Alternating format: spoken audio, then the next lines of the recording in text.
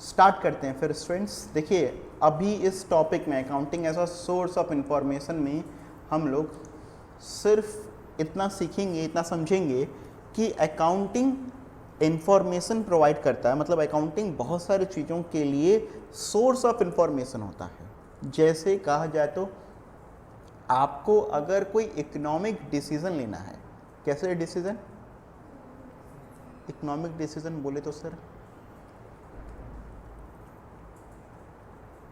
Economic decision बोले तो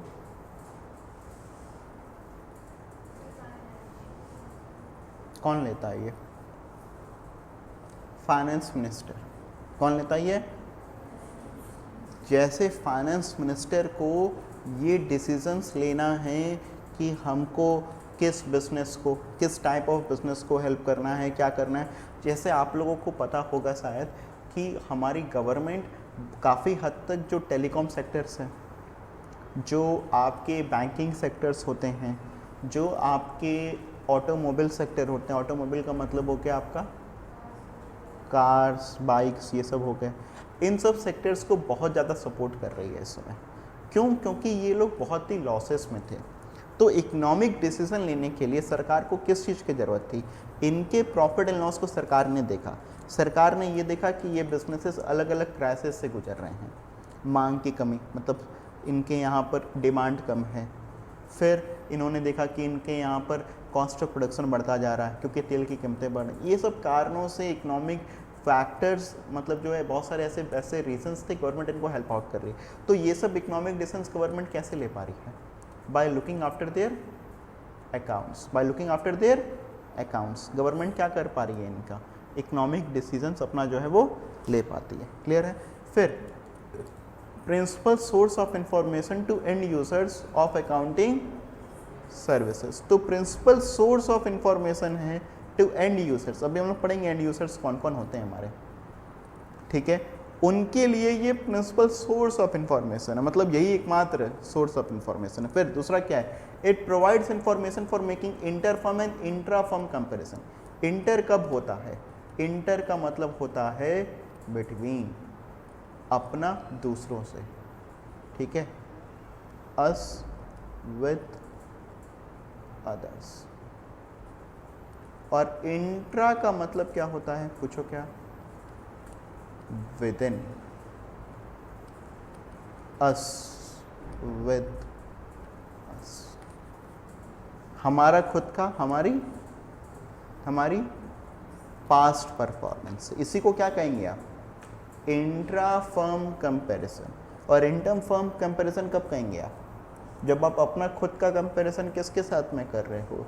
किसी और के साथ में। इसको आप क्या कहोगे? Inter firm comparison.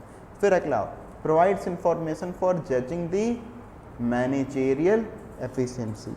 ये भी जज करने के लिए कि भैया हमारे जो मैनेजमेंट है, मैंने कई बार आप लोग को बताया है कि हमारा जो मैनेजमेंट जो कि बिज़नेस को रन कर रहा है, क्या वो बिज़नेस को सही तरीके से रन कर रहा है या नहीं कर रहा, उसकी मैनेजरल एफिशिएंसी कैसी है। इसको भी जज करने के लिए हमें जो इन्फॉर्मेशन चाहिए, वो इन्फॉर्मेशन हमें कहाँ से आती है? अकाउंटिंग से। कहाँ से आती है? अकाउंटिंग से। फिर accounting provides inputs for making analysis and interpretation of financial statements. ये तो मैंने पहले आप लोग को बताया कि अकाउंट्स आपको क्या करता है? वो हर इनपुट्स देता है जिससे कि आप अपने बिजनेस का एनालिसिस कर पाते हो, इंटरप्रिटेशन कर पाते हो अपने फाइनेंशियल स्टेटमेंट का, कि आपका प्रॉफिट अच्छा था, खराब है, आपकी फाइनेंशियल पोजीशन कैसे चल रही है, अच्छी चल रही है, खराब चल रही है, क्या है। ये सारे चीज़ों के लिए इनपुट आपके पास में कहाँ से आएगा? अकाउंट्स से। तो accounting provides information for all of these things, right. देखो एक बात, फिर आगे बढ़ते हैं। अब अगला पॉइंट क्या हमारा? अकाउंटिंग हमारे किन किन पार्टीज हमारे अकाउंट्स में इंटरेस्टेड होती हैं? Parties interested in accounting information. तो which are the parties who are interested? तो broadly we can classify them as two categories. एक तो इंटरनल यूजर्स और दूसरे कौन से? इंटरनल यूजर्स का मतलब ये हुआ जो कि डायरेक्टली कनेक्टेड होते हैं बिजनेस के ऑपरेशंस और उनके मैनेजमेंट में। समझ में आ रहा है कि नहीं? और एक्सटर्नल का मतलब क्या हुआ आपका? जो कि directly all the other users of accounting service except the management. Management को छोड़ दो तो फिर बाकी सब के सब किस में आ जाएंगे? आपके एक्सटर्नल यूजर्स में। तो पहले आओ इंटरनल में देखते हैं कौन कौन है और उनको क्यों क्यों ज़रूरत पड़ती है। मैनेजमेंट को ऑब्वियसली ज़रूरत पड़ती है, बिजनेस को रन कौन करता है, तो उसको तो ज़रूरत है ही है ना भाई, उसको तो इन्फॉर्मेशन चाहिए ही ना, तभी ना फिर वो क्या करेगा, अपने बिजनेस का आगे का डिसीजन ले पाएगा। क्लियर। फिर अगला कौन हुआ हमारे बिजनेस में इंटरनल यूजर्स में जो कि क्लासीफाई होगा, शेयर होल्डर आपके बिजनेस का, या आपके बिजनेस का कौन, प्रोप्राइटर। प्रोप्राइटर कौन होता है, जब कोई एक अकेला मालिक होता है तो फिर हम उसको क्या कहते हैं, proprietor. Obviously the owner of the company must have all the information relating to the business, तो फिर ऑब्वियसली उसको तो अकाउंट्स का जरूरत पड़ता ही है, वो तो फिर अकाउंट्स का यूज़र होता ही होता है। एम्प्लॉयज़ को भी ज़रूरत होती है, मैंने बताया था एम्प्लॉयज़ को क्यों ज़रूरत होती है, क्यों, सॉरी आगे नहीं बताया था एम्प्लॉयज़ को क्यों ज़रूरत होती है। एम्प्लॉयज़ भी चाहते हैं कि हम किसी अच्छी ऑर्गेनाइजेशन का पार्ट बने, राइट। तो इसके लिए एम्प्लॉयज़ भी देखते हैं कि क्या ये बिज़नेस प्रॉफिट कमा रहा है, लॉस कमा रहा है, कैसा बिज़नेस चल रहा है। अगर बिज़नेस प्रॉफिट नहीं कमा रहा तो फिर कोई भी एम्प्लॉय इसका पार्ट नहीं बनना चाहेगा। बात समझ में आ रहा है कि नहीं। तो एम्प्लॉयज़ को भी ज़रूरत पड़ती है, उनको भी बोनस चाहिए। अगर कोई बिज़नेस अगर प्रॉफिट ही नहीं कमा रहा तो फिर बोनस कैसे बांटेगा, खाक बांटेगा। बात समझ में आ रहा है कि नहीं। फिर आगे आते हैं हम लोग एक्सटर्नल यूज़र्स। कैसे यूज़र्स, जो कि हमारे बिजनेस के मैनेजमेंट के अलावा जो भी यूज़र्स में आ गए वो सब किस कैटेगरी में आ गए, एक्सटर्नल यूज़र्स। जैसे इसमें आपके आते हैं पोटेंशियल इन्वेस्टर्स। पोटेंशियल इन्वेस्टर्स मतलब कौन, जिन्होंने अभी तक बिजनेस में पैसा, मगर जो कि आगे बिजनेस में पैसा लगाएंगे, वो कौन कहलाते हैं आपके बिजनेस के लिए, पोटेंशियल इन्वेस्टर्स। कौन कहलाते हैं आपके बिजनेस के लिए, पोटेंशियल इन्वेस्टर्स। पोटेंशियल मतलब जो कि आगे बनने वाले हैं, अभी तक बने नहीं हैं, तो उनको तो फिर ऑब्वियसली ज़रूरत पड़ती ही पड़ती है। फिर अगला कौन है आपके लिए, बैंकर्स और फाइनेंशियल इंस्टीट्यूशंस। तो बैंक्स तो आपको लोन देने से पहले क्या कहेंगे, जाओ अपना फाइनेंशियल स्टेटमेंट लेकर के आओ, जाओ अपना अकाउंट्स लेकर के आओ। फिर अगला कौन होता है, क्यों क्रेडिटर्स को ज़रूरत है, वो आपको सामान उधार पर बेचते हैं। मैंने आपको बताया था क्रेडिटर्स कौन होते हैं, क्रेडिटर्स वो होते हैं जो कि आपको सामान उधार पर बेचते हैं। तो क्रेडिटर्स तो पहले देखेंगे ना कि आप कैसे इंसान हैं, आपके चेहरे पर नहीं लिखा होगा कि आप कैसे इंसान हैं, किस में लिखा होगा, अकाउंट्स, फाइनेंशियल स्टेटमेंट। अगर आपने अपने पुराने क्रेडिटर्स का पैसा क्लियर नहीं किया टाइमली तो इसका मतलब है आप अच्छे इंसान। बात समझ में आ रहा है कि नहीं। फिर गवर्नमेंट को भी ज़रूरत पड़ती है, क्यों, जीएसटी ये सब चीज़ें लगाती है गवर्नमेंट। समझ में आ रहा है कि नहीं। फिर पब्लिक एज लार्ज, पब्लिक क्यों इंटरेस्टेड होती है, पब्लिक कई सारे कारण हो सकते हैं। एक तो पब्लिक जो है पंचायत करने के लिए, इतना प्रॉफिट कमा रहा है ये वो है। दूसरा रियल बात बोलें तो फिर पब्लिक सोसाइटी के रिसोर्सेज को यूज़ करके कोई भी बिजनेस चलता है तो पब्लिक का उसमें इंटरेस्ट आता है। दूसरा क्यों इंटरेस्ट आता है, जैसे सपोज करो कि कोई बिज़नेस अगर अच्छा नहीं कर रहा, बिज़नेस अगर बंद होने वाला है, मैंने लेट्स से कि किसी ऐसी कंपनी का मोबाइल फ़ोन ले लिया जो कि बहुत लॉस मेकिंग है, बंद हो सकती है कभी भी। आप समझो ना, मैं मोबाइल लेने से के बाद में 10 बार रात में सोचूंगा सोते समय कि कल अगर मेरा मोबाइल ख़राब हो गया तो फिर ये कंपनी कौन बनाएगी, क्योंकि शायद वो कंपनी तो बंद हो चुकी होगी।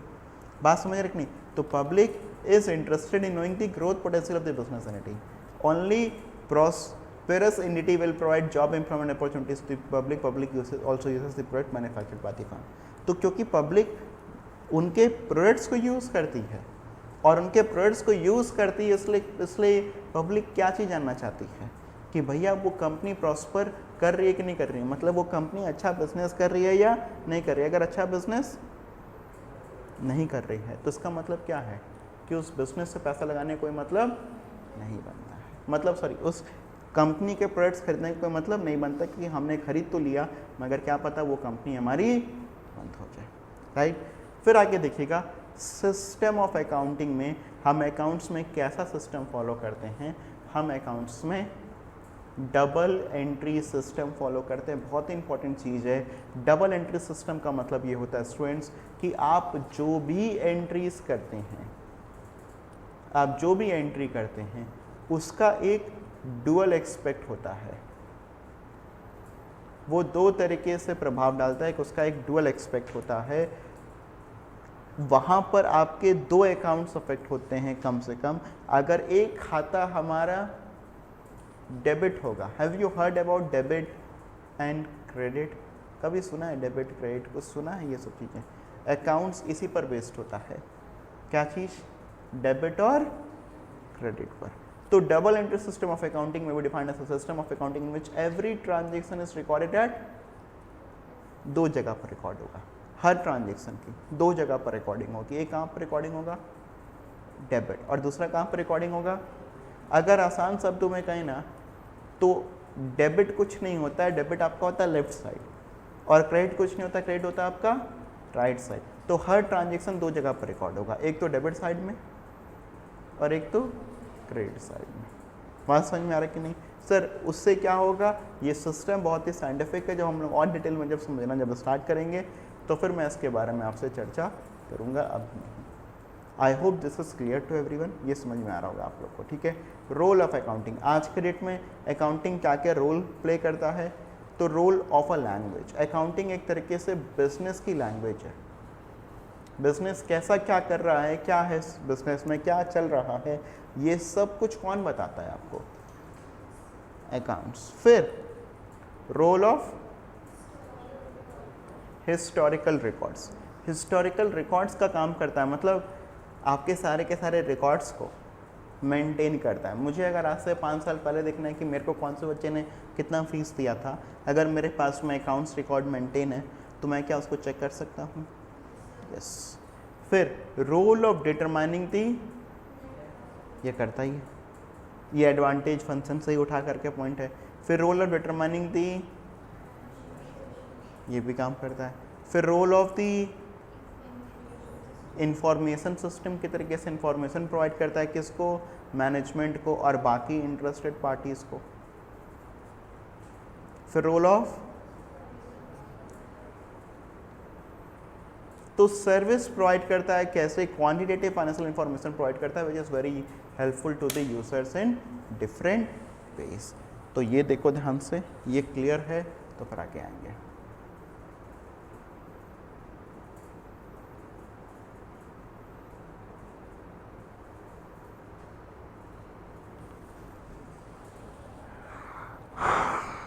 क्लियर है? ठीक है। तो अब मैं क्या करूँगा ना, अब मैं आप लोग के लिए एक रिवीजन वीडियो रिकॉर्ड करूँगा। I will just begin in another